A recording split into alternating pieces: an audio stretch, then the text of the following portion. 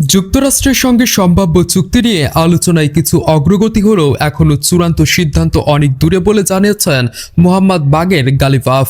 Iran পার্লামেন্টের speaker গালিভাফ জাতীয় টেলিভিশনে দেয়া এক ভাষণে বলেন, যুক্তরাষ্ট্রের সঙ্গে চলমান আলোচনায় কিছু অগ্রগতি হয়েছে, তবে এখনও চূড়ান্ত পর্যায়ে পৌঁছানো যায়নি। তিনি বলেন, আমরা এখনও চূড়ান্ত পর্যায়ের আলোচনার কাছাকাছি নই। আলোচনায় কিছু অগ্রগতি হয়েছে, কিন্তু এখনও অনেক ফাঁকফোকর রয়েছে এবং কিছু মৌলিক বিষয় অমীমাংসিত রয়ে গেছে। গালিভাফ আরও বলেন, যুক্তরাষ্ট্র তাদের নির্ধারিত লক্ষ্য অর্জনে ব্যর্থ হয়েছে এবং ইরান এখনও গুরুত্বপূর্ণ সামুদ্রিক পথ হরমুজ প্রণালীর উপর নিয়ন্ত্রণ বজায় রেখেছে।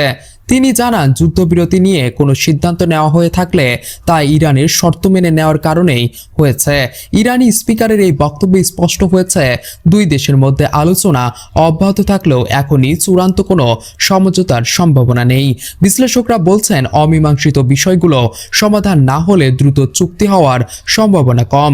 বর্তমানে পরিস্থিতি পর্যবেক্ষণে রয়েছে আন্তর্জাতিক মহল এবং ভবিষ্যৎ আলোচনার উপর নির্ভর করছে দুই দেশের সম্পর্কের পরবর্তী ধাপ।